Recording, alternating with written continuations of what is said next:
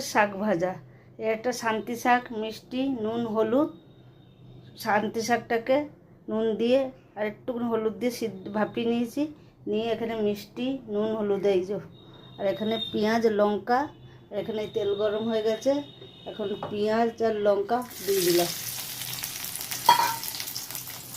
এবার শান্তি শাক, গুড় আর নুন, হলুদ সব একসঙ্গে মিশিয়ে এই মেখে নেবো এরকম চটকে। ওদিকে পেঁয়াজটা ভাজা হচ্ছে, এরকম করে মাখবে, গরম আছে তো।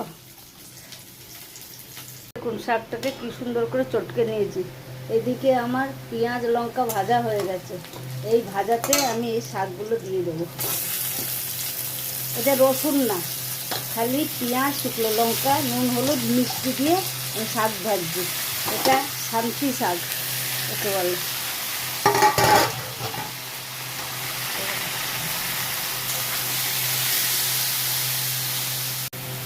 এই দেখুন আমার শান্তি শাক কি সুন্দর ভাজা হয়েছে। এই দেখুন, রসুন না, পেঁয়াজ আর শুকনো লঙ্কা দেবেন, আর নুন, হলুদ, মিষ্টি দিয়ে শাকটাকে ভালো করে চটকে নেবেন। শাকটাকে ভাপিয়ে নেবেন, ভাপিয়ে নিয়ে তারপরে নুন, হলুদ, মিষ্টি দিয়ে চটকিয়ে, আর হচ্ছে কড়াইতে তেল দেবেন একটু বেশি করে, পেঁয়াজ দেবেন আর শুকনো লঙ্কা দেবেন, দিয়ে এই যে কি সুন্দর শান্তি শাক ভাজা হয়েছে দেখুন। এটা গরম ভাতে হেভি লাগবে।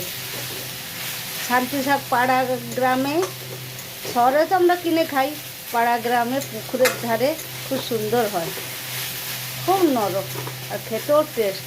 এর কি সুন্দর একটা সেন্ট বেরোচ্ছে,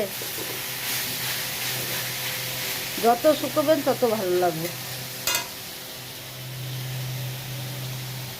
আজকে আমি ভেটকি মাছের বেগুন আলু ঝোল করব, আর এই শাক ভাজা।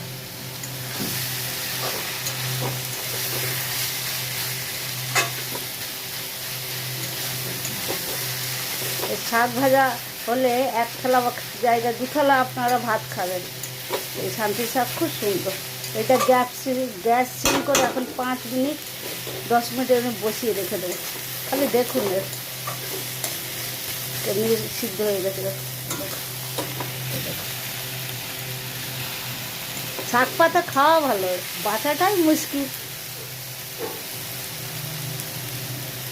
এই স্লো করে আমি বসিয়ে রেখে দেবো। এই শুকনো লঙ্কা আর 2টো কাঁচা লঙ্কা দিয়ে দিয়েছি।